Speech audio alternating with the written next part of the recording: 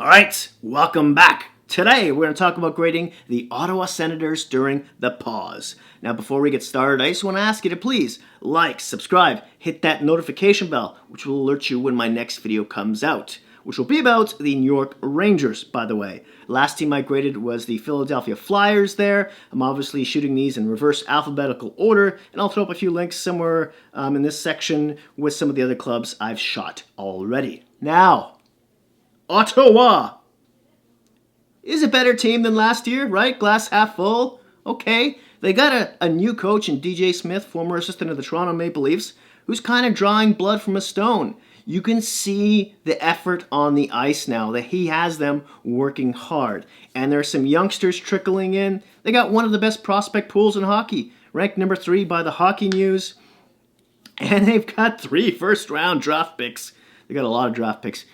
But one of those, 3 guys should be jumping in right into the big leagues next season, be it, Lafreniere or Byfield or whomever.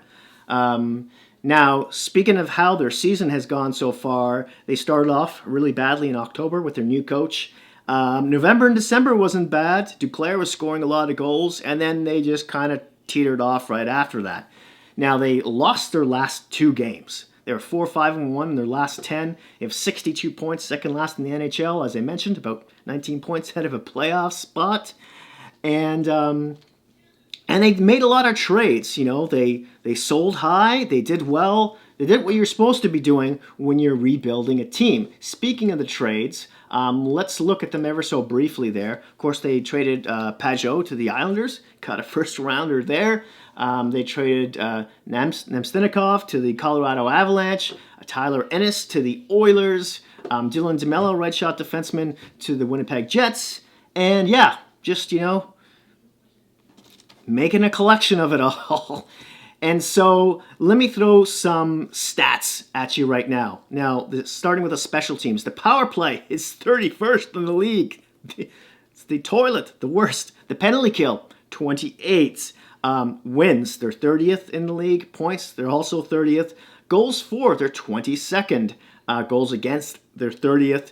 Shots against per game, they're 29th, allowing 33.6 shots a game. Wow.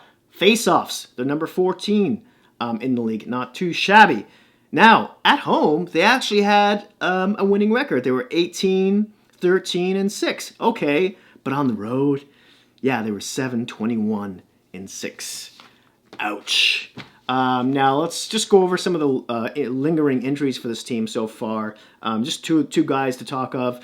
Mark Borowiecki, their left shot defenseman, who may be their captain next year. We'll see. He had a bit of an ankle issue. If the regular season does resume after the pause, he should be ready. Now, in 53 games, he had like 18 points, was a +1, one of the few players in the plus category, had about 1756 average ice time. And then there's goalie Anders Nielsen, who had a concussion back in late winter, early winter, I want to say. He signed for 1 more year, $2.6 million. No one knows when he's going to return yet. We'll see what happens. Concussions, right? Now, speaking of the goaltenders, let's talk about Greg Anderson. This might be his last year. Everyone's sort of expecting him to retire. He's 38, but he'll be 39 shortly after this video. And his numbers haven't been too shiny the past couple of seasons. In 34 games this season, he was a .902 save percentage. In 50 games last season, he was a .903. In 58, the season before that, he was an .898. But the season before that, last time they were in the playoffs in 2016-17, they went to the conference finals. In 19 games, he had a .922 save percentage. Pretty good. Now, their backup or their platoon guy this year, Marcus Hauberg, in 15 games, which is his second season in the NHL. Sorry, in 24 games, he had a .904 save percentage. Okay. Now he's a big boy, 6'5", 209 pounds. He's 25 years old, but he'll be 26 in November. Yeah, I don't know. I wouldn't say he's the goalie of the future. You might make reference to that for Phillip Gustafson, who's hasn't played any NHL games so far. He's been playing in the AHL. In 24 games, he had an 889 save percentage. And you're like, what? How is this guy going to make the NHL? What are you talking about? Well, in the juniors and, in Sweden, he had some pretty decent numbers. So the potential is there, and he's huge. Actually, I lied. He's not so huge. He's 6'2", 185 pounds. He's 21 years old, but he'll be 22 in June. We'll see how that goes. I know they have one more goalie in their prospect pool, Mats Sogard, but he may not be ready for a long time. But he's 6'7". They like big goaltenders, obviously. Now, let's move on. Let's talk about the defense here. Starting off with Chabot. Their left shot defender, their $8 million man. In 71 games, he had 6 goals, 39 points, but was a minus 18.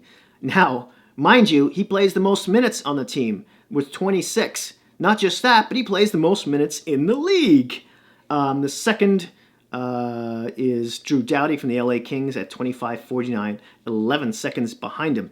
Now, Zaitsev has the second most ice time.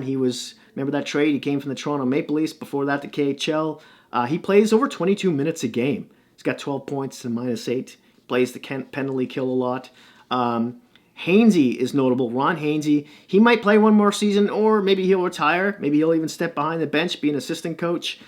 He's tied for the best plus-minus on the team with plus 10. And I think he was in the top 5 in the plus-minus with the Leafs last season, playing top minutes with Riley. This year, of course, he's playing beside Chabot. Now, DeMello, of course, as I mentioned, was traded to Winnipeg, that right shot defender. And then there's Brandstrom, left shot, who's number 1 in their prospect pool. He in 31 games with the Senators before he was sent back down to the minors. He had 4 points. He was a minus 9 and played about 14.51 of ice time. He isn't big. He's like 5'9". He's 20 years old. He just needs to put more muscle on them, get more accustomed to playing with men, that kind of thing. And he should be fine. I'd expect him to be in the lineup starting next season. Now, the forwards, let's talk about them. The most points on this team is owned by Brady Tkachuk. In 71 games, he's got 44 points, 21 of those goals, plays just under 19 minutes a game. Connor Brown, formerly of the Toronto Maple Leafs, had 20 goals in his rookie season and then just sort of fell off the cliff there point-wise, and then was only playing like 3rd/4th line minutes. So in Ottawa, he plays like 6 more minutes a game, over 20 minutes. And he's got 16 goals and 43 points. Second on the team, not bad. Third on the team is Pajot. Of course, was traded to the Islanders. In 60 games, he had 24 goals, 40 points. Anthony Duclair, in 66 games, had 23 goals. But the thing is, 21 of those goals were in the first 47 games. He's going to be an RFA with our arbitration after this season. So what do they pay this guy? I don't know. Now he's playing, I want to say, left wing on that third line. And then next year, expect players like Batherson to step in. He actually played 23 games with them this season. He plays center and right wing. He had 3 goals, 10 points. He was minus 12, played just over 15 minutes or so. And then, of course, Josh Norris, their third-ranked prospect. He's a centerman. He also had a few cups of coffee with the team. He had 0 points, but was a +2 and played just under 18 minutes a game. So there's that. What do I grade this team? I'll give them a C. Maybe last year I would have given him much worse, but again, DJ Smith has done so much with his team, and they're kind of a much more funner team to watch this season. The effort is definitely there, but I would love to hear what you would grade this team in the comment section down below, especially you Ottawa Sens watching. That's it. That's all. Thank you so much.